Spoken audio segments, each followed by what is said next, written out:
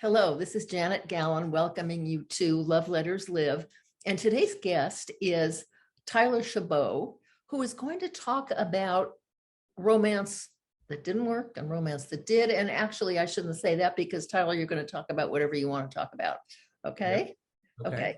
So why don't you start in and say what you would like to talk about? When we first met and you learned about Love Letters Live, you said, "Oh, I have so many stories." Well, that Yes. was just like little, catnip to me. Sure. So go ahead. Well, so if I take myself back in time, I was living in Nevada at the time. I was 27 years old.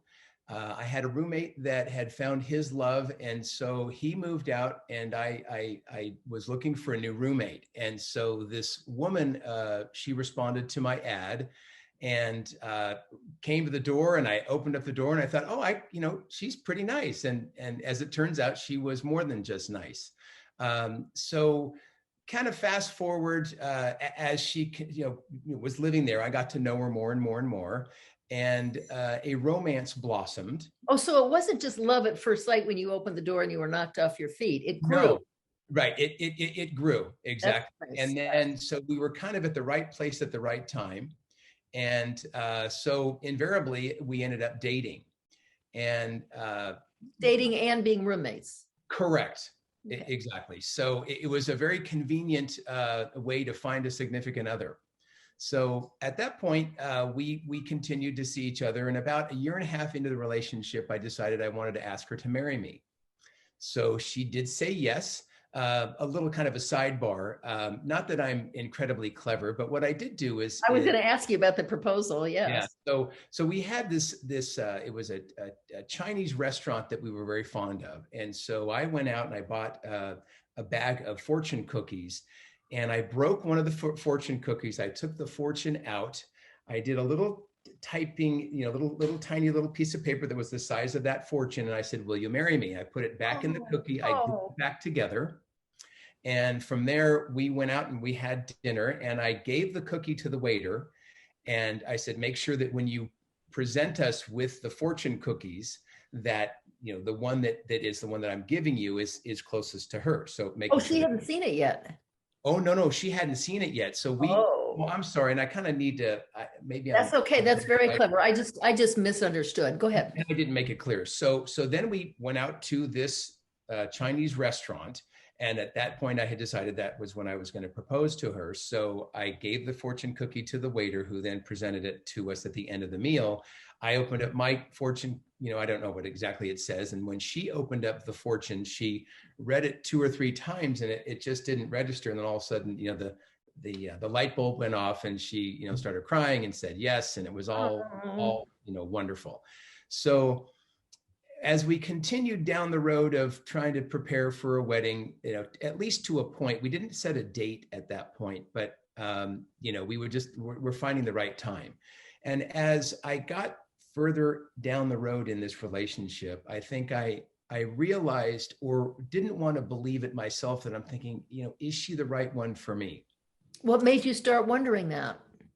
The doubts that crept in was that to think of what would it be like to be with one person for the rest of my life.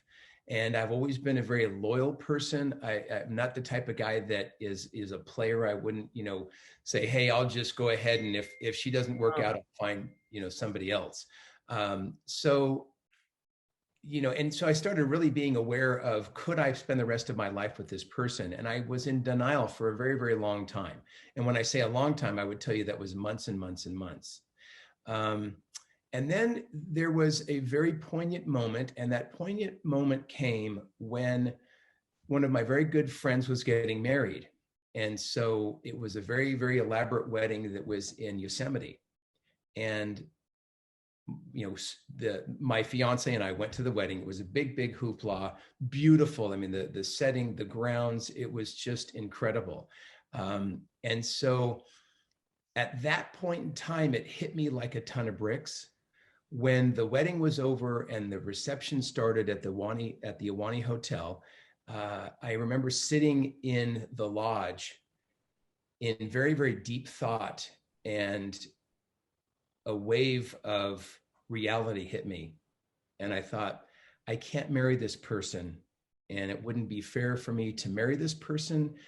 It wouldn't be fair for me. It wouldn't be fair for her. And, our mind works in Oh, yeah. mysterious ways. We try to fool ourselves. And I thought, oh, It's amazing what the heart can sell the head. exactly. No Yeah. question. So the reality was I couldn't deny it any longer. And so, and I think that probably at that point we had been together for about maybe 2 years, 2.5 years. And I thought, I'm going to have to break the news that is going to shatter this person. You didn't have any feeling that maybe she felt the same? Oh, no, I know. Well, I'm pretty sure she did not feel the same. Oh, She I see that. definitely was head over heels and couldn't wait to get married. And I was the one that was kind of dragging my feet a little bit at that point. How did you break the news? And when? It was probably about 2 or 3 days later when we were at home, and I had to basically say, can you sit down? I want to talk to you. And at that point, I just told her as I saw it and just said that I just didn't see a future in our relationship and that I thought it was best that she move out. What did she say? She was stunned and started crying. And I think that she accepted it as best as she could under the circumstances. And since I owned the home, it wasn't a matter of, well, we'll both move out and go different ways. I mean, that was my home. She had to move out. And so I'm thinking it was probably about maybe 2 weeks later, she had to find a room for rent. And she did do that. The irony of this story is that she found a woman that had a room for rent a block away from my home. Part of the story that I didn't mention earlier was we got a dog together when the dog was a puppy, right? And so it was like, she was kind of like our child, right? So it ended up being that once she moved out and she lived literally a stone's throw away from me, she would come over daily to be with the dog and to walk. I see a little somebody moving on your white sofa there. Is that the dog? No, that's actually little Miss Ellie. Now, kind of going back in time, and I really, to put a time frame, I was 27 years old when I first met my fiance. I'm now going to be officially 61 years old. So it's a long time ago. If the dog was still alive, it would be. I can see. Never mind me. Okay. But I can see why you wouldn't go down that road. I can add if given half the chance. Yes. Okay. Yes, exactly. Thank you. All right. So I have a question. Sure. So you had to see her daily. That must have been so uncomfortable. It reached a turning point where it was not only difficult for me, but more difficult for her. And, it would be every other day she'd say, "Are you sure, we can't work this out?" Oh. Right. And I continued to have to, basically shut the door and say, "No, I don't see that." And I would just. Is there anything you can offer that you would feel comfortable offering or that you would know how to offer to help others to what were the red flags that said not a whole future? Well, or was it a feeling that you couldn't really define? Yeah, well, I think that it was the reality of in my heart, when I commit to say I'm going to marry somebody and I commit to marry that person, I always believed in my heart of hearts that for better or for worse.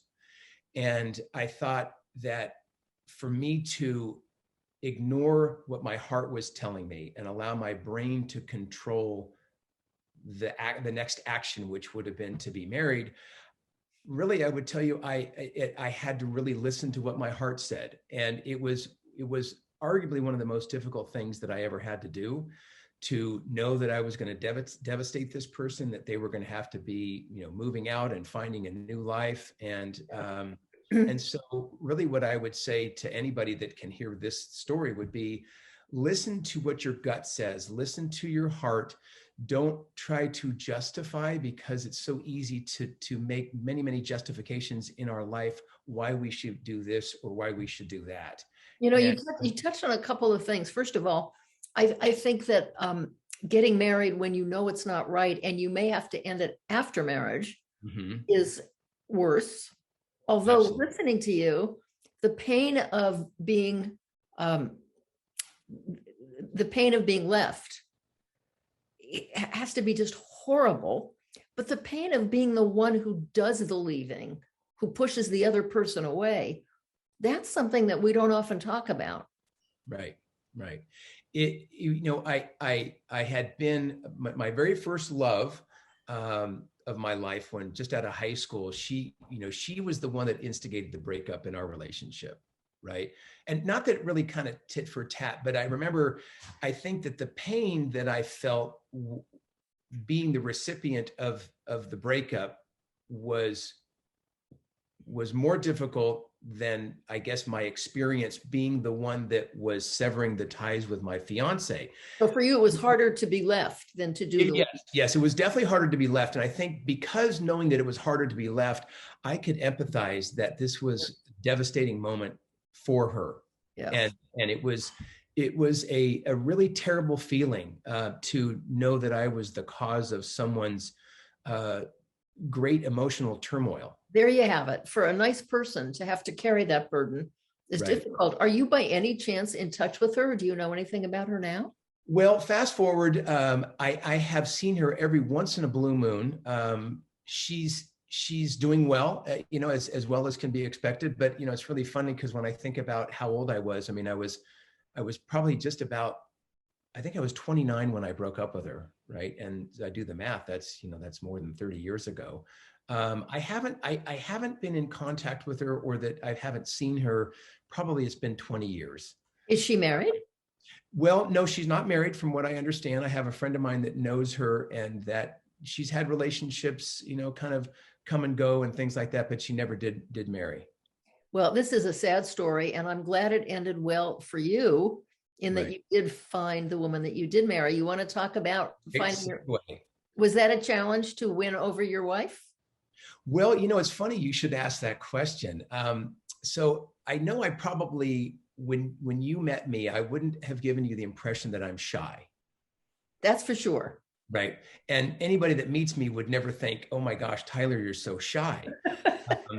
But so going back to when I was 30, I was 33 years old, I believe, when, and I was single, and a friend of mine said, hey, let's go down to the Flatiron in San Rafael. And the 49ers were playing a football game, and we couldn't watch it on the local network because there was a contract dispute. So and that time I was still living in that house in Novato. We drove down to the Flatiron and watched the game. And at halftime, the game was effectively over because the 49ers were up 35-0. Wow. I remember that detail. But prior to that halftime moment, a lovely waiter or waitress, by the name of Jan, who was our waitress, started serving us. And what appealed to her was I was drinking water, and I wasn't drinking a beer. So she thought, that's kind of unique and different. And so I was very strategic in when I sat in the restaurant, I sat with my back at the wall so I could see when people would come in, and my buddy had his back to as people were coming in. So I was able to make eye contact with her throughout that, maybe an hour and a half period of time. And I was very attracted to her, but I didn't think to myself that I would ask her out, because I thought, well, number one, I didn't want to appear like some, bar guy hitting on the waitress, which I could tell by, who she was and her demeanor, that very, very attractive. And then I knew that she would have to keep guys at bay often. So I didn't want to be that guy. So at halftime, we walked out. And you invited her to walk out? No, I'm sorry, I'm not clear. So at halftime, the game was effectively over. And I said to my buddy, well, I guess we might as well just go, the game's over. And he goes, okay, that's fine. So he was driving. So we get in the car, and then he goes, oh my gosh, I forgot my binder. And so he pulls over and he runs back into the Flatiron and grabs it on the table. And Jan, my now to be wife and my waitress at the time, comes up to him and says, hey, is your friend single? Wow. And he said, well, actually he is single. And she says, can you give me his phone number? So she was the one that had all the courage in the relationship. My friend gave her my phone number, and the next day she called. And it was very interesting because I was nervous, and I started talking very very fast and very quickly. And not that I didn't run out of things to say, but I was just, oh my gosh, this girl's calling me. Well, now we fast forward and we set up a date. Wait, don't fast forward that quickly. Okay. Okay, You're right. so because this is just wonderful. You asked her out on that phone conversation, or she asked you out? Well, so the way the conversation went, we talked for probably an hour. And then at that point, I seized the opportunity because I didn't have to, it was easy for me to figure out that she was interested. So at that point, I figured she probably wasn't going to deny me. So I said, hey, would you like to go Christmas shopping? And she was delighted to do so. And she was so elated to know that, oh my gosh, this guy wants to go shopping. Well, a little sidebar is that now next year will be our 25th wedding anniversary. I don't like to shop. And sometimes she'll say to me, well, you know, when we first met, you always loved to go shopping. And I said, well, you know, I mean, that was then, but things change, honey. You can go ahead and go shopping without me. So I'm sorry. Also, that was a good way of being with her.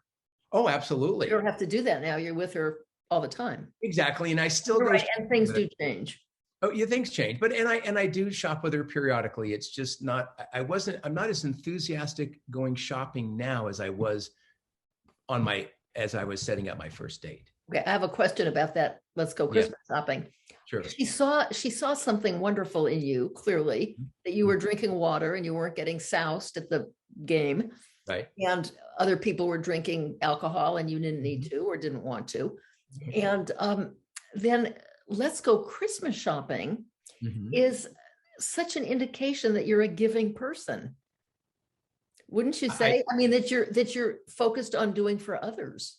Sure. Well, and what I knew was I was very attracted to her and I wanted to be with her. Yes. And I was beyond smitten. How long did it take you now, fast forward, to propose? And do you remember your proposal? I think proposals are a whole art form. I do. And this is what gets really crazy because I had lived a life. I had dated a lot of women through my life. And I asked her to marry me after 6 weeks. Was she surprised? No, I don't think she was surprised. I think we both knew in our heart of hearts that we were meant for each other. Isn't that wonderful? Isn't that just wonderful? Yeah.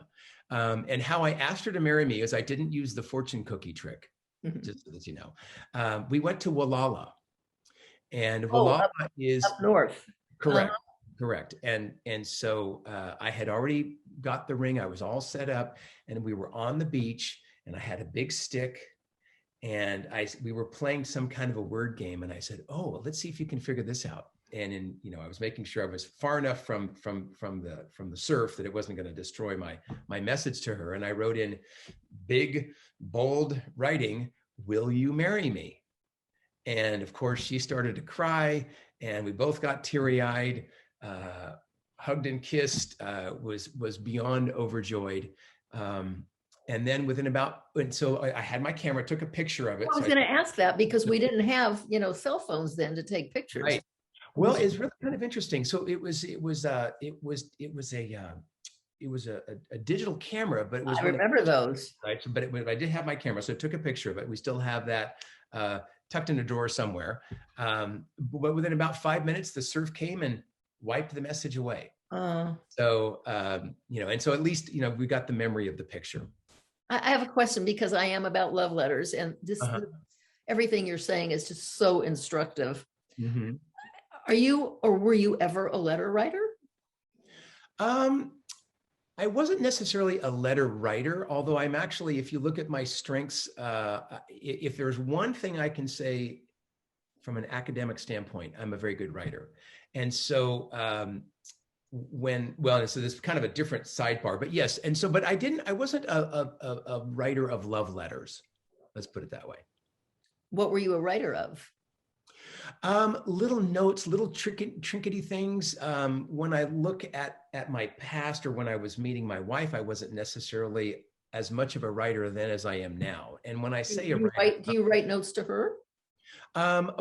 It's kind of interesting. I used to write more notes when this story can kind of take a little bit of a sidebar in this, but I don't want to get too far off track here. So I'm so sorry. I don't want to lose my train of thought. But I'm more inclined to be apt to write now and write things of deeper meaning now than I would have been when I was 33 years old when I met her. Yeah. If you were to write a love letter, now are her parents with us? No. Well, actually, the mother is still alive. She lives in Mississippi. That's my mother-in-law, Jenny, and her father is deceased. I mean, I'm asking that because I don't like to,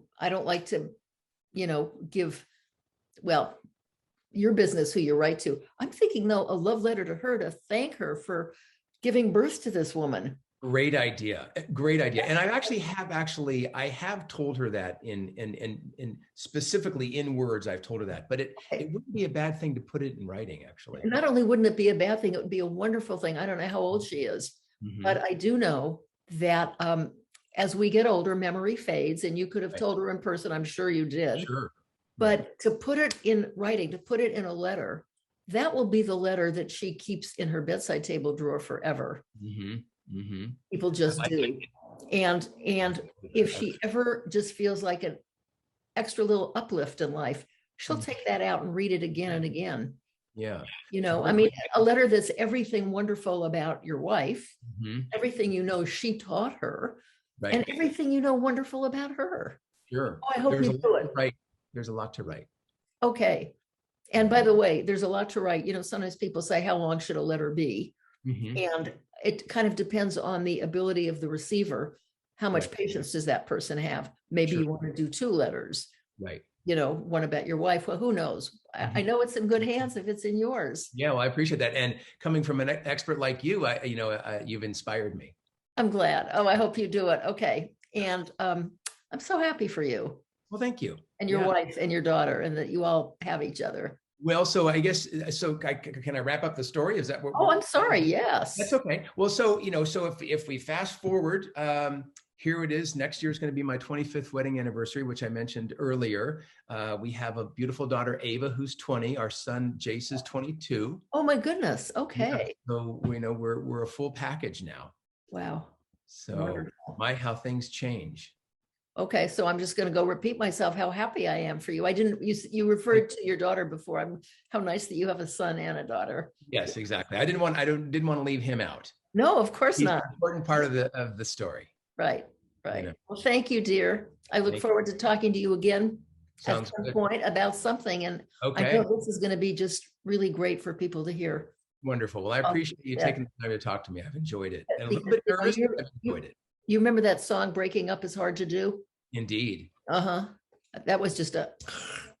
Oh, absolutely. And it takes real strength and strength and tenderness to be able to do it right. Right. And how wonderful that you did it and left yourself open for what you were meant to have. Exactly. Well, thank you. So until next time, this is Janet Gallen saying goodbye from Love Letters Live. Talk to you later, Tyler. Take care. Thank you, dear. Bye.